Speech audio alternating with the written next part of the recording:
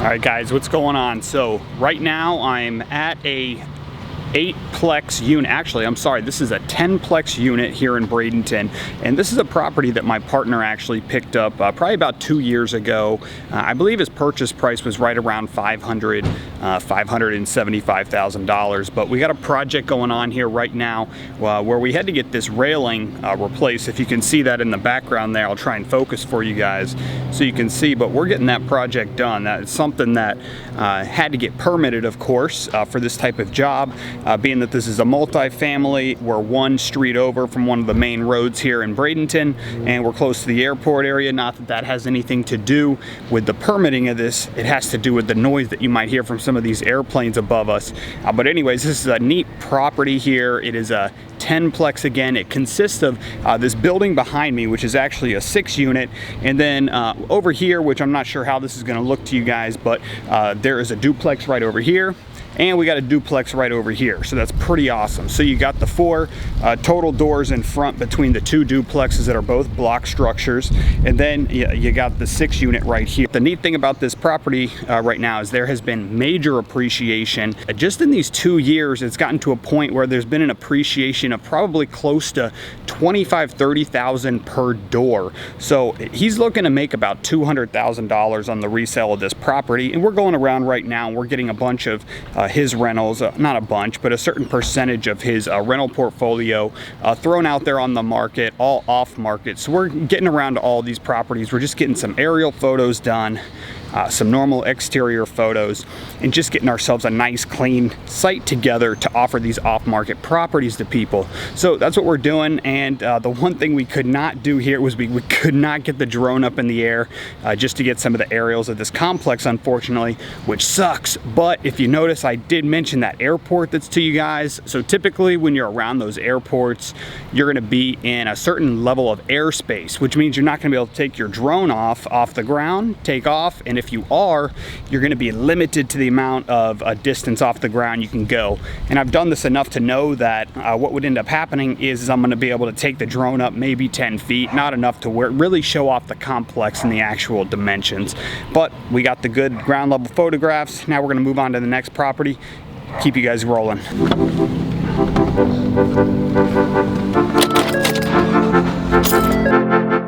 I just got done photographing a property in a neighborhood that I would not mind owning properties in. It's a mix of, you have duplexes and single family homes in this neighborhood, which I always like that. You know, it still has that single family feeling, yet you got some duplexes sprinkled into the neighborhood. So that's a neighborhood that I really like because I can own rentals in that type of neighborhood, and I can always have my eye out for single families, which could potentially be a rental or a rehab. So what I'm going to do is I'm actually going to drive through this neighborhood. It consists of about 7 streets. They're pretty long streets, couple blocks long each. I'm going to just scour these streets, look for some properties that are distressed, might have some key indicators that they could be vacant, or properties that might have a need of that seller to sell. So I'm going to go through. I'm actually going to use that app I've shown before, Landglide. That's my go-to choice right now for identifying properties and their owners.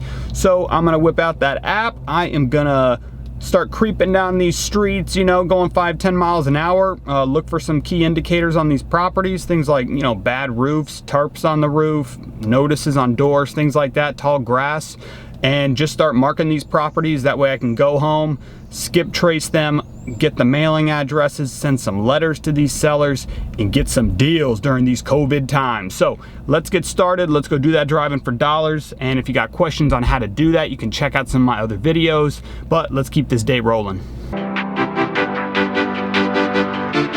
Right, we're just rolling through the neighborhoods right now. We're just looking for that perfect property. This is how it happens. All right, so I had to stop the car. I had to show you guys this property because this is exactly what I'm talking about when I talk about a distressed home and what we're looking for when we're driving down these streets. First thing I noticed when I was passing this house was the horrible mailbox that was just hanging open with the flap. No cars in the driveway, tall grass, an exterior paint job that could use some work, and here's the key, the lockbox on the door. It's amazing how many houses you're gonna run into that have a lockbox on the door For what reason, we don't know. They could have a lockbox on the door for 2 years, and it's usually so that that homeowner can get people into a house even if they're not local. First thing I did with that Land Glide app that I mentioned to you guys was I pulled up this property by the address, which was already following me as I was driving around.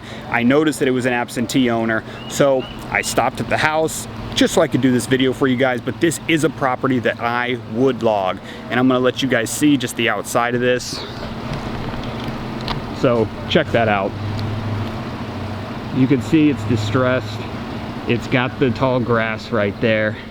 So we've got the tall grass, which is an indicator. But again, I'm always looking for 2 things on a house. So not only does it have the tall grass, but you've got that roof up there that could be using some work. It looks like, you know, it's got the algae, it's got grudge all along that drip edge, and it's got that lockbox on the door.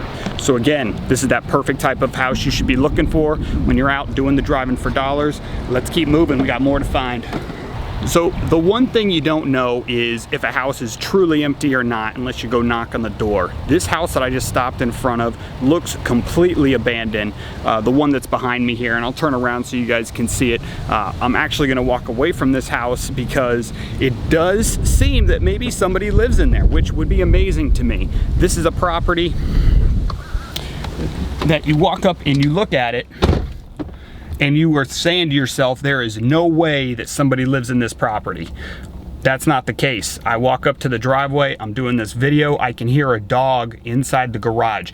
Not sure how safe or how sane that is, because you look at this house and there is no way somebody's living inside, but maybe there is. But let me turn this back around, show you guys some of the things that I'm looking at here and what's really sticking out to me. You got this house here. Trees are growing around it, on it, probably in it. Tall grass up to my waist. That's what we're looking for, people. That's what we're looking for. Our house is just like that. We want to send letters to them. And let me give you one other pointer. I tell this to people all the time. Just because a property says that it is owner occupied and it's not an absentee owned property does not mean that you should not be mailing to those people. Those are gems. There are lots of opportunities and properties that say that the owner lives at that address, because this house that I just showed you is the perfect example of a property where there might not be somebody living in there, even though the records say that there are. And to me, those are the perfect opportunity properties. That is why driving for dollars to me is so critical, because you're gonna identify properties like this where they've probably never received some type of mail or marketing, anything like that in regards to them selling their house. Sure, there might be some other people like me doing this, but there's a lot less people taking actual real action out in the streets versus just going and pulling generic lists online and taking the easy route. So get out there, hit your streets, find properties like this, and don't think you're gonna mail this person a letter and get this deal, because I'll tell you, if you can see that there is an address where you're mailing to and it looks like it's abandoned, there's a good chance your letters aren't getting put through. There's a good chance those letters are also not getting forwarded. But send them a letter, see if that letter gets kicked back to you. If it does get kicked back, or even if it doesn't, move to your next step. Your next step, skip trace these people, pick up the phone, call them. Your skip trace records might also give you an email address. If you get that email address, go ahead, send them an email. Also try sending them a text if that phone call doesn't work. So don't give up. You got about 4 different methods to start out with to just try and find these sellers and get yourself your first deal, or your last, or the middle. All right, so we're back at it. We're here at another one of my partners' multifamilies we're gonna be throwing up. It's a quadplex up here in Bradenton again.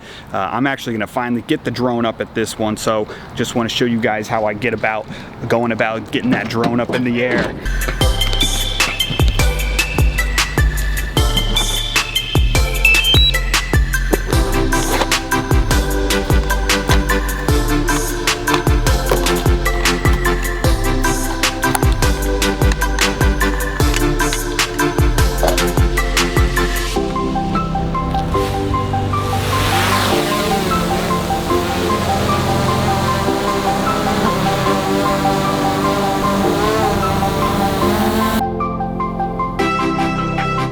We're back. We're up here in Bradenton still.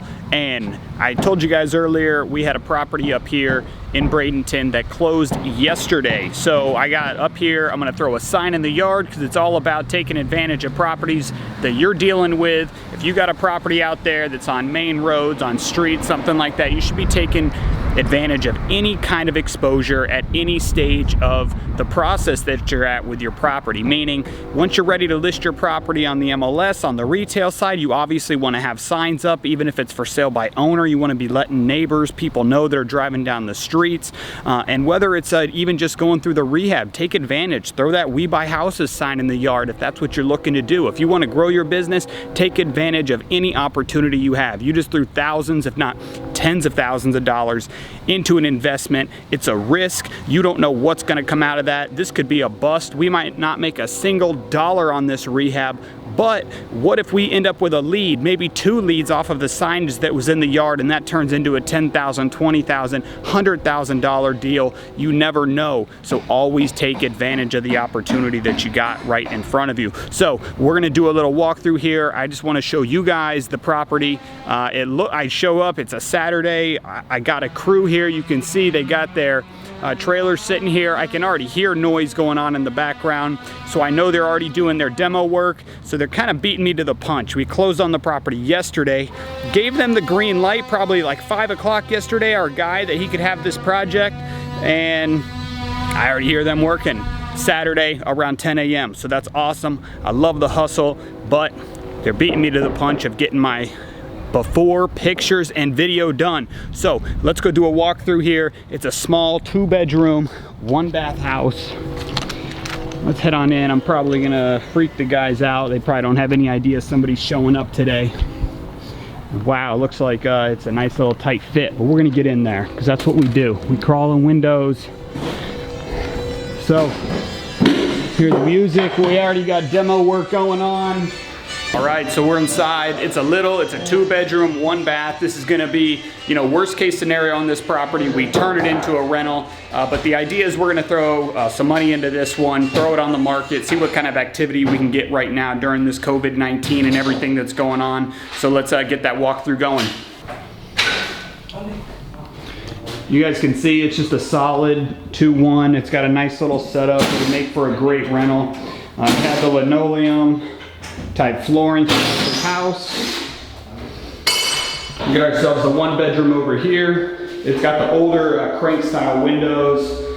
We will be leaving that. Windows are one of those items that we normally just don't touch unless absolutely necessary.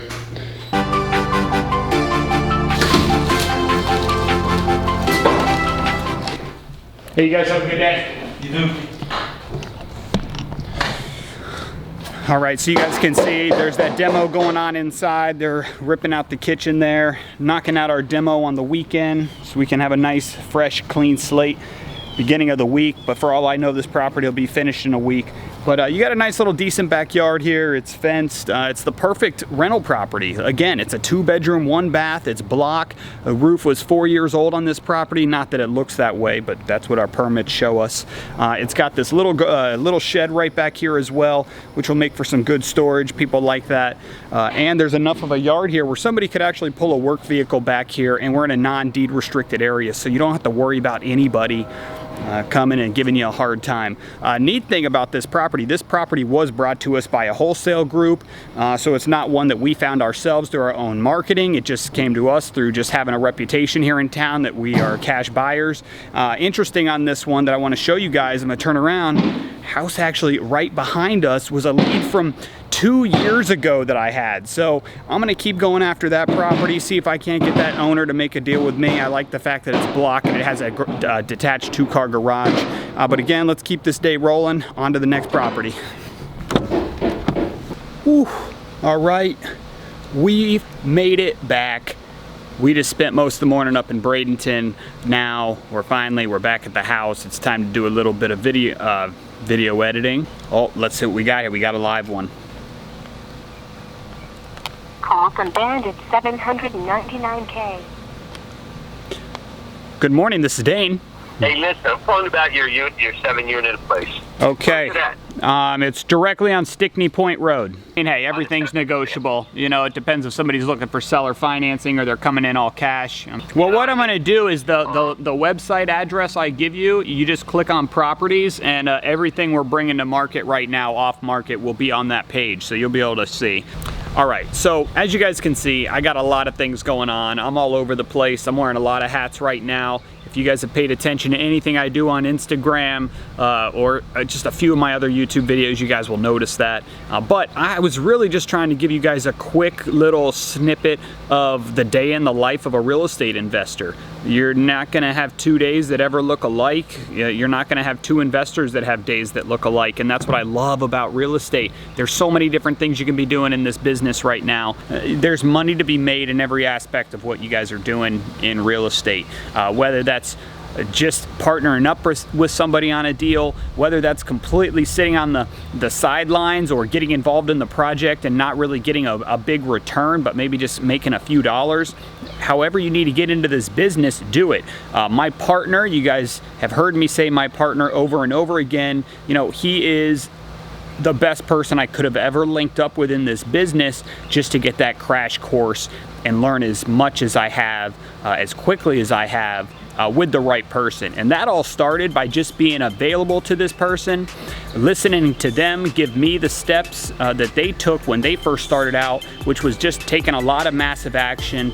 Because once you take massive action, you're gonna start to get the results. You will see it, even if that's just in the education aspect, not the monetary gain. But taking action, getting out there, you don't have to know 100% what it is you wanna do in real estate right away, but go find somebody that you might wanna model or you might wanna learn from if you plan to get into that business. But I hope you guys got something out of this, and I will catch you guys at the next video.